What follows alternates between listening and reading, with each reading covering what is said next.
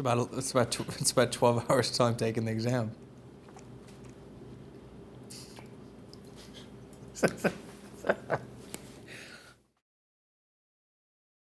You're either prepared or you're not, you know? That's the interesting thing. It's like, you know, the test is already written. I've already studied. I'm probably not going to learn any questions that's going to make or break it. You know? Oh, no, probably not. Service is a whole different animal, you know, tasting. You know, depending. If I get a good night's sleep, might affect it. But I'll be in bed by midnight. I don't taste till 11. Wake up at 8:30, go for a run. Light run, drink a bunch of water. Have a glass of wine, maybe a half glass of wine, high acid before. But you know what? I'm not gonna do anything different. I'm having a glass of wine, cooking dinner, I'm gonna wake up and take it. You taste tomorrow morning? You taste? Yeah. This test is spread out over 3 days or no? Yeah, 3 days. Yeah, so you taste first. Yep. Is that the hardest part? I think so. You know, I do tasting Tuesday, I do service Wednesday, theory Thursday, and then Thursday at 3 o'clock the results happen.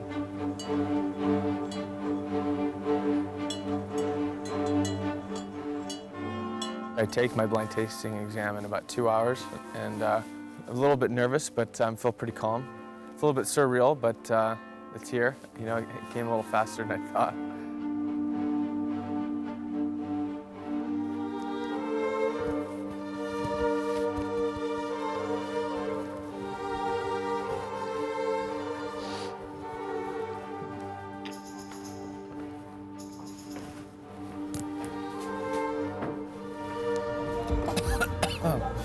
Both my nostrils are clear.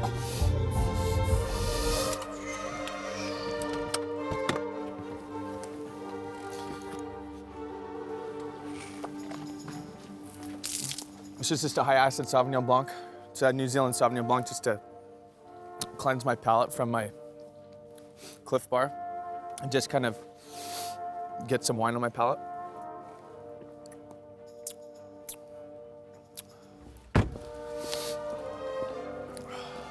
I'm here for the master's exam. Are we supposed to wait in the restaurant, do you know? The restaurant's right down the right here. Okay. Thanks.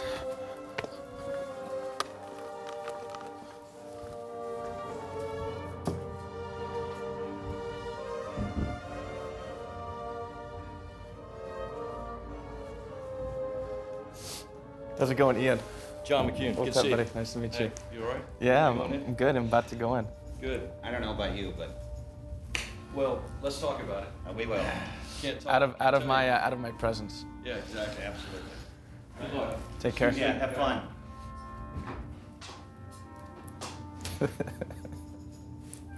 It's always the tough part. You get to see people done. They're all stoked, you know. And you sit, you're going nuts. You know, if you came out of it looking like a depressed mess, like, man, those wines were messed up, then I'd feel a little bit more nervous, which is the worst part about seeing anybody. I really wish I could just be in my own little cocoon and then walk in there, but it's inevitable that you're gonna cross paths with the other candidates.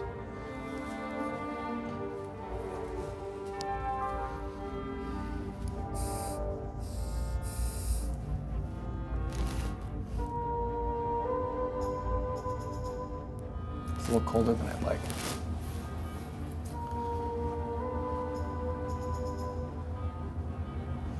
Meaning the wines are probably gonna be pretty chilly if they're sitting in this weather and this temperature.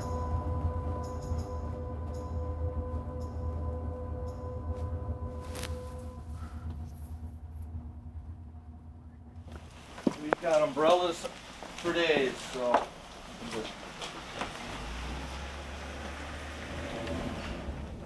So we'll be setting the room up. I'll come back down and get you in a second, okay?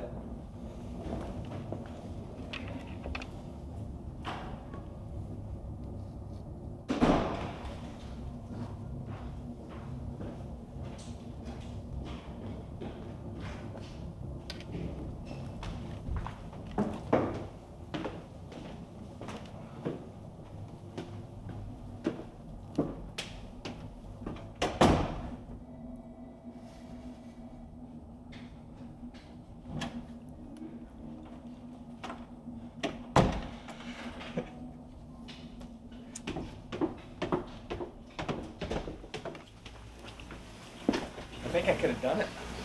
I changed a few of the wines at the last second, but I think it was a good thing. But I think wine 6 was Chianti, but it had so much that sawdust but it had to have been Rioja. I'm so glad that's done. Jesus. I think I felt pretty good about 5 of them, you know? And I called, I felt pretty good. And I changed 2 at the last moment. I initially called Chateauneuf de Pape number 6, and it had too much of this like coconut hair, intense spiciness, like dirty vanilla, kind of reminded me of Rioja. But I wanted to call it Chateauneuf, but I wanted to call it Chianti, but it just had too much of this like chewing on the edge of a coconut, you know? But, and then wine 2, so I changed it to Rioja, 04 Reserva. And then wine 2,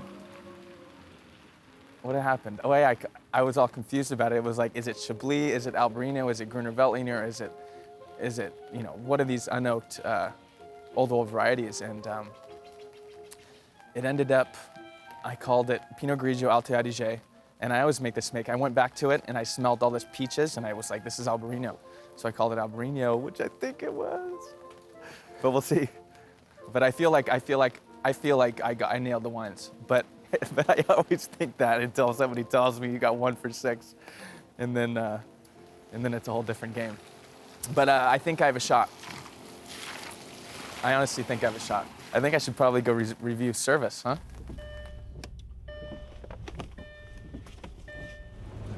If I pass this tasting, it's huge. And I feel really good. I feel like I'm in the 70 to 80 range, you know? I think 5 out of 6, I think. I felt pretty good at 5 out of 6 of them. I feel like I knew what they were. You know, one of the things with being a sommelier and becoming a master sommelier is being able to polish glasses, you know, open bottles, and essentially being able to blind taste. So that's what we're going to do here for Ian. And what we're going to blind taste, is he in the room? He's not around, is he? So we're going to do here is an 86 La Mission Haut-Brion. I think he could possibly get it confused for maybe Sangiovese, possibly. Usually he has 6 wines for the lineup. In this case, we'll just give him 1, something with maturity. Do you want me to go through the whole 4 minutes? Through it all the way. Wine 1 is a red wine. The wine is medium clear. The wine is bright. There's no evidence of gastric folliculation in the glass. Wine is a dark ruby center, consistent to an orange rim. There's quite a bit of a light brick color on the rim. Touch of staining of the tears. The wine is a medium plus concentration of color. The wine's clean. The wine is vinous. Wine is medium plus intensity of aromas. Aromas coming out dominated by dark currants, underripe blackberry, and raspberry, boysenberry, fresh violet. There's a lot of dried tobacco leaf, red tobacco leaf, lead pencil, kind of a roasted hillside, excuse me. There's cinnamon, vanilla, nutmeg, and baking spices, giving me evidence of quite a bit of American oak. Now going back to, I still have some sediment in the glass, on the site, on the palate. Wine is dry, medium plus body. Fruits on the palate come from the nose. Lots of dark currant, roasted raspberry, roasted black plum. Florals coming through of a kind of a dried herb characteristic. Fresh violets, actually dried violets, Earth coming through of ground gravel, dried clay, and a touch of dried limestone, confirming cinnamon, vanilla, nutmeg on the palate, confirming high evidence of new French oak barrels. Acidity is medium plus. Alcohol is medium plus. Complexity is very high. Tannin is medium plus. Length is long. Wine is in balance. This wine is really good. Thank you for bringing this. Initial conclusion. This wine is from the old world, from a warm climate. Possible grape varieties include Sangiovese, or possibly a Cabernet Sauvignon dominated blend with Merlot from the left bank, or a Merlot dominated blend from the right bank. This wine is 15 to 25 years old, from France or Italy. Final conclusion, tannins, man, they're a little bit more intense. It reminds me of Brunello and Bordeaux. Going This wine is from the Old World. This wine is from Italy. This wine is from Tuscany. This wine is from Brunello di Montalcino from the 1994 vintage. I'm going to say the 1990 vintage from a high quality producer, Sangiovese dominated blend. That's it. There you go. And he was wrong. So I think as kind of initial critique, on the nose you said American oak though. I meant French. But you said American. I said French. But you said American on the nose. Are you and sure? French on the palate. I thought I said it French. You said American on the nose and French on the palate. Damn, that's As crazy. an initial critique. I thought it was, no, I meant to with say all your- French. 95 left bank or something? It's a bit older. It's a 86. Wow, beautiful wine. Incredible wine. I really said American oak on the nose. Yeah. Who knows what I said today at the test? You know, that's the crazy part. Because I thought I said it French. Yeah, he said Like, French I on the swear, palate, but I you said swear, American I on the would nose. bet, I know that there's a camera, but I would bet that I said French. There's cinnamon, vanilla, nutmeg, and baking spices giving me evidence of quite a bit of American oak. But it's funny. No, but the whole time I was like Bordeaux, and then I usually get confused by Old Brunello. Yep. And then that tannin, and you know, I made it what I wanted it to be rather than trusting. The whole time I was like left bank. I was in Saint Julien or Pauillac. It's really good. It's a tight vintage and it still has plenty of years ahead of it. So it's a 86. great questioning It's good. wine. It's absolutely fantastic.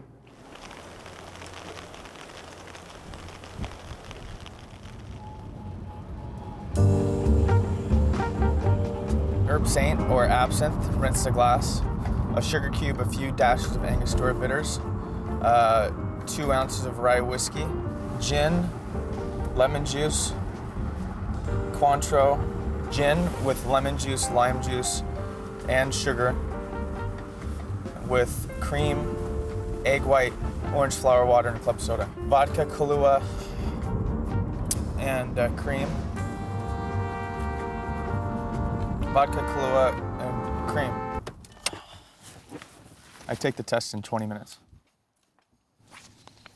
Taking the practical exam, which is a mock service with 3 tables. One is champagne service, one is food and wine pairing, and one is Bordeaux decanting. And cocktails are asked, blind spirits, smelling spirits without being able to taste them. Let's get up there.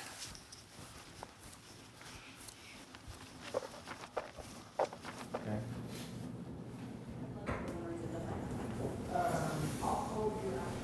So, we have 2 sides of the room. I will take Robert, Ian, and John. Okay, this is very simple checklist of tools. Can you not record this, please?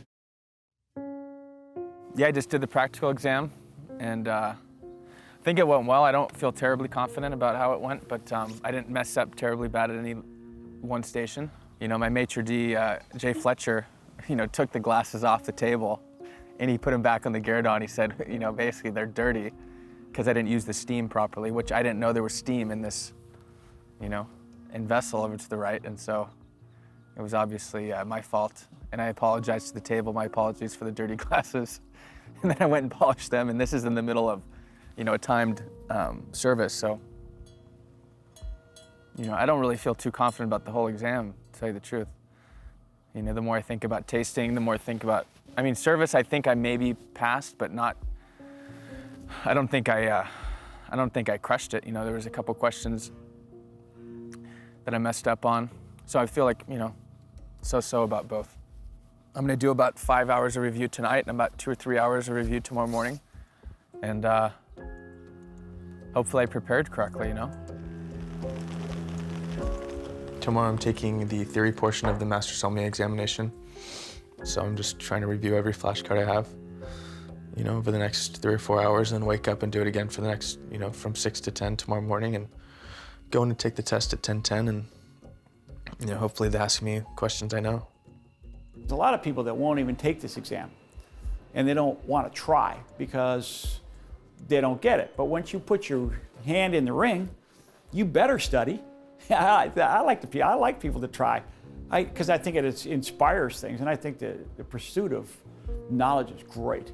Study till midnight tonight, sleep 6 hours, tonight because I've already slept plenty today, and then wake up at 6 in the morning, have coffee, go for a run, come back and do flashcards for 3 or 4 hours and just review stuff that's already in my brain. But you know, just focus on, you know, making sure that I can access the information, you know. But, you know, I've never taken this exam before, so I think it's just gonna be I don't know, I think it's, you know, this whole thing is humbling. I mean, to see the level of nerves and, you know, the chances of coming out passing nothing are, you know, pretty intense, you know. It's a chance that you could come out passing no parts, which is, you know, I think for many people, when you dedicate something, you know, when you dedicate your life to something and, you know, you go in and you take a test and you don't pass anything, I think it's an intense thought, like that you could put so much of your life into something and you come out and have passed nothing, which I hope doesn't happen. But it's definitely a possibility. All right, going to bed.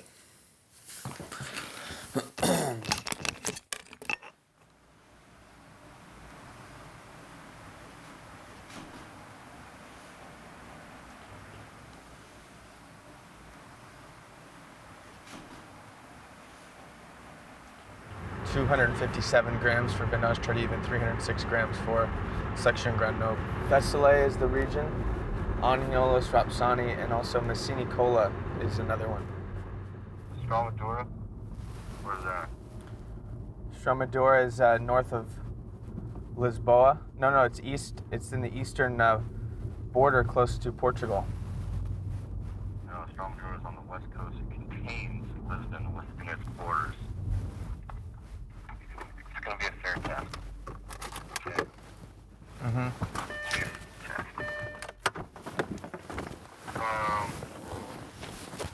Let's see. What else?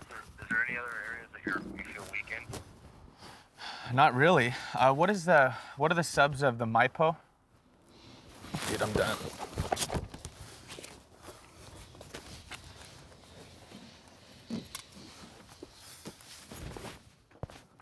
This is it. I'm going to take the test. Let's see. Hey, couple, come on down. And then All right. picking up Take a deep breath. on the upset, and then just breathe for the lower.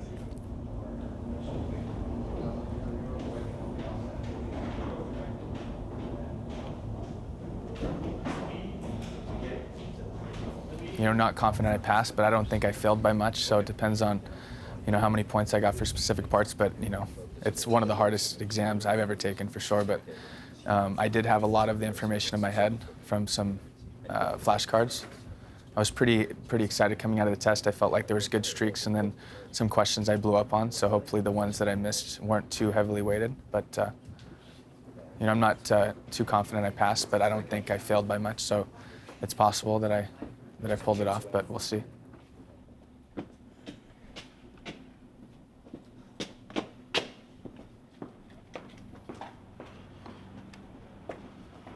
Are you out of sequestrement now? Yeah, we're all out of sequestrement. Nobody's really that happy about it.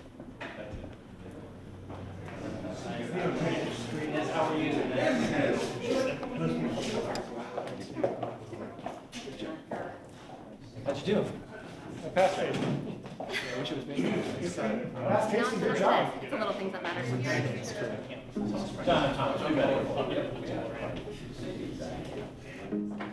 Bomb the theory. That was tough. That was really, really tough.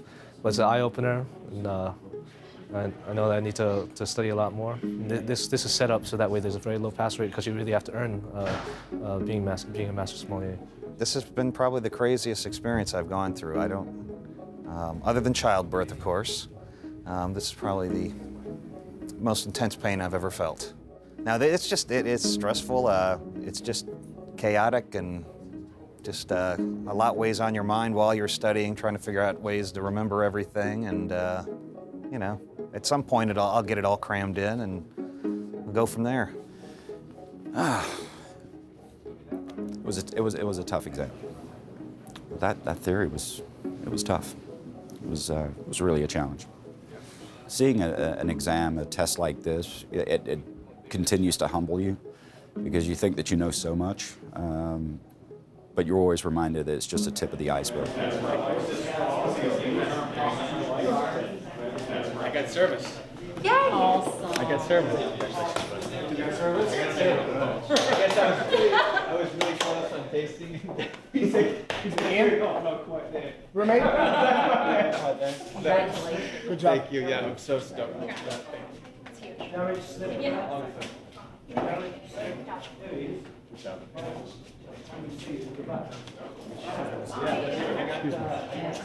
I passed service. You know, my theory was, you know, not really. He didn't give me a look like I thought I did all right, but you know, he said that was my worst of the 3 parts. What? The theory was the worst of my 3. So, And you know, the tasting, I guess, was close. And I went 4 for 6. I was structurally good. I missed some fruit. You know, and he said next year he sees me doing it at a very high level. So 24 days. yeah. That's a big deal. Yeah, I'm pumped. I mean, no, I mean, You did great. dude, I know. For a second, I thought I was going to get a goose egg. I'm just stoked that I passed the bar again. to go in, you had very little notice. Yeah. You had very little notice. You should keep your head up high, dude. I mean, there's that theory test was a little bit mean. One of the guys I think. that You know, I don't feel like I deserve to pass tasting in theory. You know, I feel like I have a lot of work to do.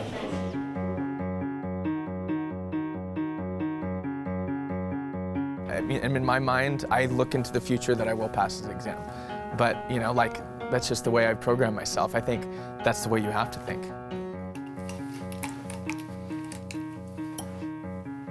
And it's corked. Well, hello there.